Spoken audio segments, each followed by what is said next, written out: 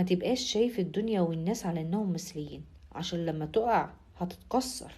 خليني اقولك الدنيا نفسها مش كاملة، فيها ظلم وفيها افتراء وفيها ابتلاءات كتير. خليني اقولك الناس مش ملايكة، فيها اللي بيحبك وفيها اللي بيكرهك. اللي هقدر اقوله لك حافظ على نفسك وكمل حياتك بانك تشوف الايجابيات اللي فيك عشان تقدر تتنفس وتكمل حياتك.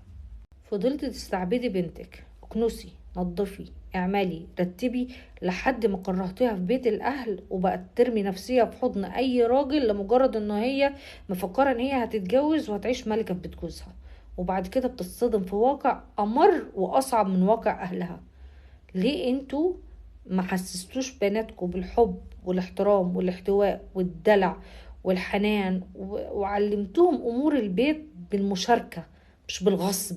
مش خدامة، هي ما جاتش عندك تبقى خدامة، هي جت عندك عشان تشاركك في واجباتها.